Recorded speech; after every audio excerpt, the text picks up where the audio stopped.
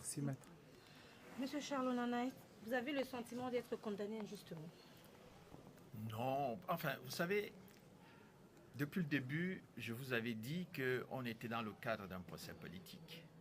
Et je pense que, comme les avocats l'ont dit tout à l'heure, d'abord nous allons nous pourvoir un appel. Je tiens à saluer déjà tous ceux qui m'ont soutenu, me soutiennent toujours, pour leur dire de ne pas se décourager, de ne pas se laisser impressionner par cette décision. Monsieur Kagame était à Paris le jour même du procès, à l'ouverture du procès. Donc, je ne veux pas insinuer qu'il a fait quelque chose par rapport au tribunal, mais ce qui est quand même troublant, c'est la coïncidence entre la présence de M. Kagame à Paris et effectivement l'ouverture du procès. Donc, je pense que, je réitère ce que j'ai déjà dit, deux choses. La première, c'est que le juge Bruguière avait mené son enquête en France pendant des années sur l'attentat. Le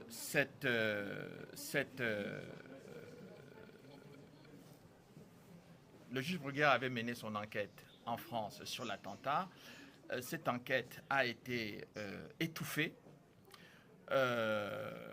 On a eu une décision contraire. C'est la première fois en France qu'on a une décision contraire par les magistrats qui travaillent sur le même sujet. C'est-à-dire qu'un magistrat arrive à la conclusion que les hommes de Kagame ont abattu l'avion du président le 6 avril 1994, et vous avez un autre juge qui donne une décision totalement contraire à cette première décision du juge. Donc, dans le cas du tribunal pénal international, vous avez le procureur Carla Del Ponte qui était arrivé à la conclusion que son bureau d'investigation, au terme des enquêtes spéciales, avait abouti à la mise en cause des gens, des milices que dirigeait Paul Kagame en 1994, eh bien, Carla Del Ponte a été évincée de son poste de procureur, simplement parce qu'elle a voulu mettre Paul Kagame en question. Donc, vous voyez que M. Onana est dans la même logique, en fait. M. Onana met en cause le rôle et l'action de Paul Kagame en République démocratique du Congo. Eh bien, qu'est-ce qu'on dit? On dit, parce que le livre sur l'opération turquoise ne porte pas sur le génocide des Tutsis. Il pose sur l'action qui a été menée par la force multinationale à partir du territoire congolais. Et il a été démontré dans ce livre que, eh bien, dès 1994, Paul Kagame avait décidé, avec l'aide des États-Unis, d'envahir le Congo en 1997. Et les actions militaires et les opérations, l'ensemble des opérations et des forces spéciales américaines, et avec l'aide de l'Ouganda, se sont mobilisés pour préparer, à partir d'Entebbe, cette invasion du Congo. Donc elle a commencé en 1994. Donc contrairement à ce qu'ont dit toutes les organisations internationales en disant que le Congo était victime d'un dégât collatéral, j'ai dit non, c'est faux, archi faux. Le Congo, la préparation de l'invasion du Congo a commencé en 1994. Et c'est pour l'avoir dit et pour avoir découvert tous les documents qui attestent de cela, eh bien, qu'on cherche à me condamner, eh bien, pour que les gens ne comprennent pas en Afrique ce qui se passe, que les gens ne comprennent pas au Congo ce qui se passe. Eh bien, je réitère, non seulement je n'ai pas nié le génocide des Tutsis, puisque actuellement, au moment où je vous parle, mon ami Déo Mouchaïdi, victime il est Tutsi, victime du génocide de 1994, et emprisonné à perpétuité, alors qu'il était le représentant du FPR en Suisse en 1994. Donc, vous voyez que dans cette histoire, il n'y a rien de logique, il n'y a rien de cohérent, il n'y a rien de rationnel. Donc, je tiens simplement à dire aux Congolais, ne vous inquiétez pas, la bataille ne fait que commencer. Et alors, dans l'hypothèse où votre appel est rejeté, qu'allez-vous faire? Non, l'appel ne peut pas être rejeté. Les avocats vous ont dit tout à l'heure, on va se pourvoir un appel. Les juges d'appel vont travailler sur le fond du dossier, sur l'ensemble du dossier. Nous espérons qu'ils vont être quand même beaucoup plus sérieux et profond dans l'analyse du travail et qu'ils ne vont pas refaire ce que j'ai entendu lors de l'audience, que les parties civiles disaient qu'elles travaillaient pour le ministère public. Donc dans cette histoire-ci, vous avez des parties civiles qui travaillent pour le ministère public, enfin, et le ministère public qui s'en remet au juge, mais enfin, il n'y a rien, je vous dis, de cohérent, de précis et de sérieux dans ce qui est en train de se passer. Merci. Merci. le monde peut partir. C'est le dispositif de sécurité.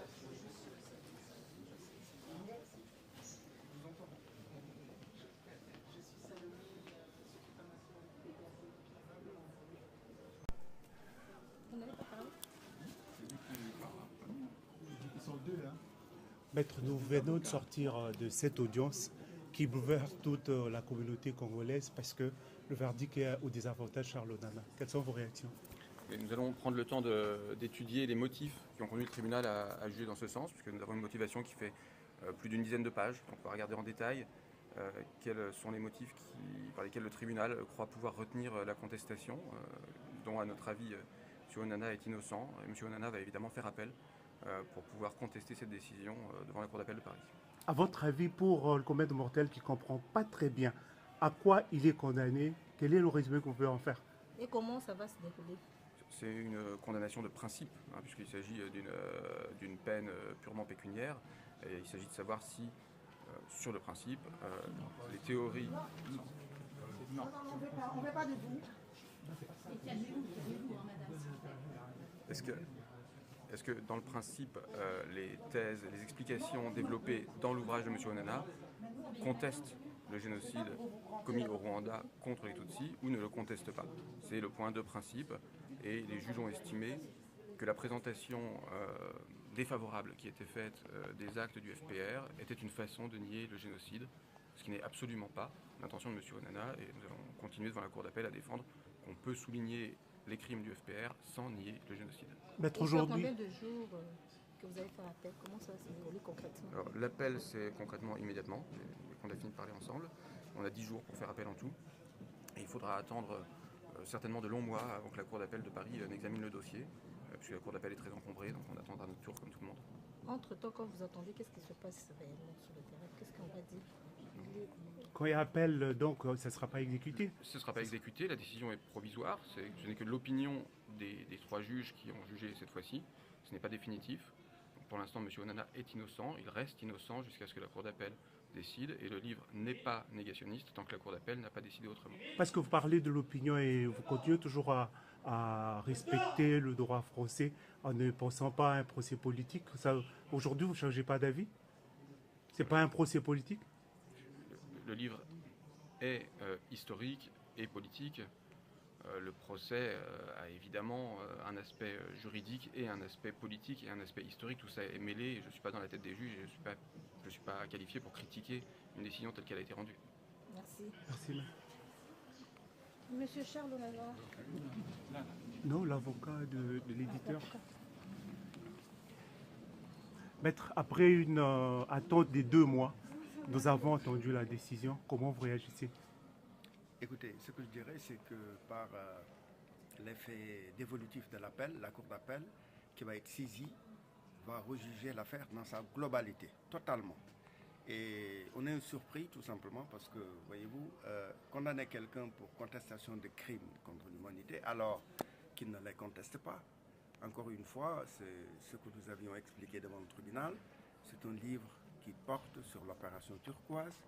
C'est un livre de 668 pages où on a pris 3 à 4 pages qu'on a distillées pour faire des extrapolations, des interprétations du genre, vous mettez en guillemets, et ainsi de suite. Donc voilà, on est un peu surpris, mais comme l'a dit mon confrère tout à l'heure, il faut lire la décision dans sa totalité pour comprendre les motivations et déférer tout ceci devant la Cour, je pense, où la décision sera censurée, tout simplement. Voilà. Et vous penserez aller loin si jamais la France le résout normalement? Savez, oui, il y a toujours... il y a tout le processus judiciaire, hein, vous savez, voilà, quand on conteste une décision, on a toute une gamme de recours qui sont possibles. Et quelle que soit d'ailleurs la sévérité de la décision, puisque la décision elle-même est une condamnation de principe, mais si vous voulez, c'est sur le principe encore une fois. C'est-à-dire que quand vous n'avez pas contesté quelque chose, vous ne pouvez pas accepter d'être condamné pour contestation de crimes contre l'humanité, alors que en réalité, il n'y a aucune contestation et il suffit de lire le livre pour le voir. Et je pense que le parquet lui-même l'avait dit, hein, même si le procureur de la République nous disait avoir lu quelques chapitres du livre, elle n'avait pas demandé une peine sévère, elle ne s'était pas investie totalement. Tout ceci pour dire que voilà, on est un peu surpris, puisque moi personnellement, je suis un peu surpris, parce que j'avais la certitude que le tribunal, en regardant le dossier au fond, et surtout en tenant compte de l'ensemble des témoignages, qui sont des témoignages de principe, qui venaient expliquer tout simplement le fait que le livre, encore une fois, et je pense que c'est la chose qu'on néglige le plus, les livres portent sur l'opération turquoise. Elle n'a ni pour principe de contester quelque crime que ce soit, et ça n'a jamais été prouvé. Ceci dit, voilà, c'est une condamnation de principe choquante, surprenante, mais encore une fois, voilà, nos clients vont déférer cette décision devant la Cour qui va probablement, en tout cas nous l'espérons, rendre une décision différente.